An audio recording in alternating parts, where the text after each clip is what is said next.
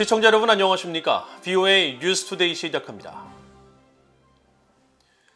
미국 정부가 한국의 고고도 미사일 방어 체계 사드 문제와 관련한 중국 정부 측의 주장에 대해 단호한 입장을 밝혔습니다. 미국 국무부는 한국이 스스로를 방어하는 능력을 포기하도록 비난하고 압박하는 것은 부적절하다고 비판하고 방어적 목적의 사드 배치는 미한 동맹의 결정이었다면서 중국의 주장을 일축했습니다. 첫 소식 조은정 기자가 보도합니다. 미국 국무부는 중국이 한국에 대해 고고도 미사일 방어 체계의 사드와 관련한 전임 문재인 정부의 산불 정책 유지를 거듭 요구한 것과 관련해 단호한 입장을 밝혔습니다.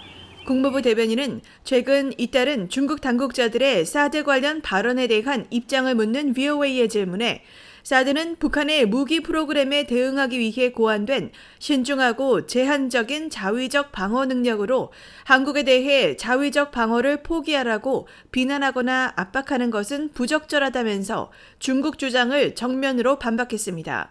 국무부 대변인은 또 한국 내 사드 배치는 미국과 한국 동맹의 결정이라는 점을 강조했습니다. 한국과 한국 국민들을 무력 공격으로부터 보호하고 북한의 대량 살상 무기와 탄도미사일 위협으로부터 동맹군을 보호하기 위한 순전히 방어적인 목적으로 사드 한국 배치를 결정했다는 것입니다. 미국 국방부도 사드 문제에 대한 분명한 입장을 밝혔습니다. 마틴 메이너스 국방부 대변인은 사드 배치에 관한 어떠한 결정도 양국 간 합의에 따른 결정이 될 것이라면서 사드는 외부 위협으로부터 한국의 주권을 보호하고 적들을 저지하기 위해 한국 정부의 요청에 따라 한반도에 배치된 안전하고 신뢰할 수 있는 방어 체계라고 밝혔습니다.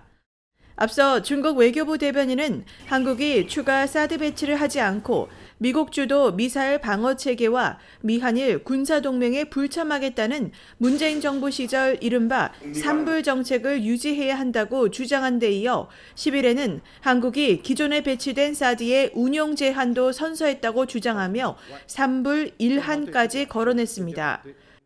한국 외교부는 이에 대해 중국 측 주장은 이전 정부가 대외적으로 입장을 밝혔던 것을 지칭한 것으로 이해된다고 밝히고 한국 정부는 사드가 북한의 핵과 미사일 위협으로부터 우리 국민의 생명과 안전을 지키기 위한 자위적 방어 수단이며 안보 주권 관련 사안으로서 협의 대상이 될 수 없다는 입장을 일관되게 견지하고 있다고 강조했습니다.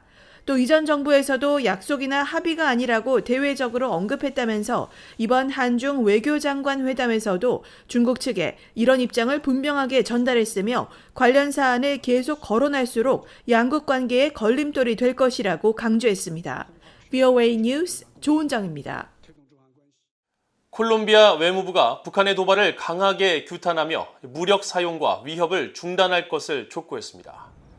콜롬비아 외무부의 아시아, 아프리카, 오세아니아국은 8일 최근 잇단 북한의 핵과 미사일 도발 위협과 관련한 VOA의 질문에 북한의 핵실험과 탄도미사일 시험 발사는 한반도의 평화와 안정을 위태롭게 하고 군축과 핵 비확산을 위한 국제적 노력을 저해하는 불필요한 도발이라고 거듭 비판해왔다고 말했습니다. 이어 콜롬비아 정부는 유엔 회원국 자격으로 한반도 정세를 면밀히 주시하고 있으며 유엔 안보리의 의무를 엄격히 준수할 것을 북한에 촉구했다고 밝혔습니다. 콜롬비아 외무부는 또 무기와 사치품 금수, 북한산 물품 수입 금지, 금융자산 동결 등 유엔 안보리의 대북 제재 결의를 지지하고 엄격히 이행해왔다고 강조했습니다.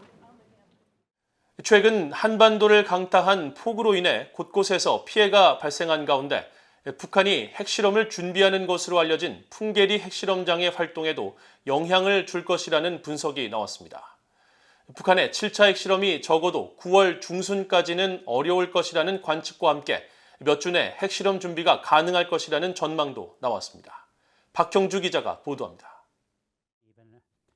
국제원자력기구 IAEA 사무차장을 지낸 올리 하이노넨 스팀슨 센터 특별연구원은 10일 BOA와 전화통화에서 최근 몇 주간의 폭우가 영변, 평산, 풍계리 등 북한의 주요 핵시설 활동에 영향을 주고 있다고 밝혔습니다.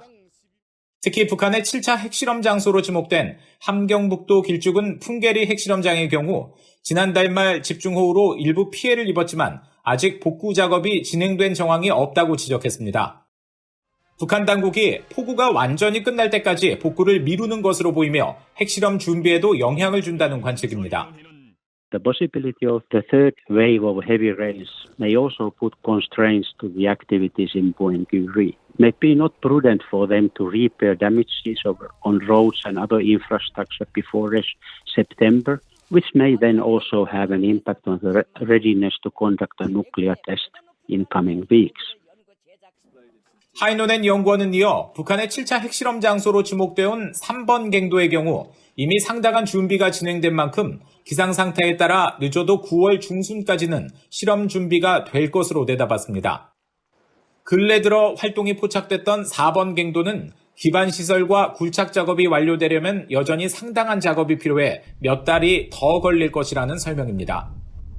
앞서 미국 스팀슨 센터가 운영하는 북한 전문 매체 38노스는 지난달 말 촬영된 위성사진에서 풍계리 4번 갱도로 이어지는 도로 일부가 산사태에 따른 옹벽이 무너져 유실됐다며 현재 도보 통행만 가능한 것으로 보인다고 전했습니다.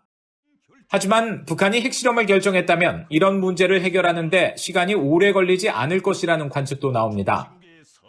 미국의 핵 전문가인 데이비드 올브라이트 과학국제안보연구소 소장은 북한이 3번 갱도 안에 이미 핵 기폭 장치 등을 설치했는지 또 갱도 안으로 물이 유입됐는지 등이 변수라면서 기폭 장치 등이 이미 설치됐다면 8월 내 핵실험도 배제할 수 없다고 지적했습니다. You would think the North Koreans would think through and make sure that the tunnel has good drainage, and so that they can deal with this kind of situation. And why I would say we can't really rule out a test in August is the nuclear explosive device may already be there, and the diagnostic equipment could be there. 올브라이트 소장은 또 북한이 핵실험을 연기한다면 중국 때문이라고 분석했습니다. 중국이 타이완 문제에 집중하는 상황에서 북한의 핵실험으로 인한 불똥이 중국으로 튀는 상황을 중국 정부는 바라지 않을 것이라는 설명입니다. VOA 뉴스 박형주입니다.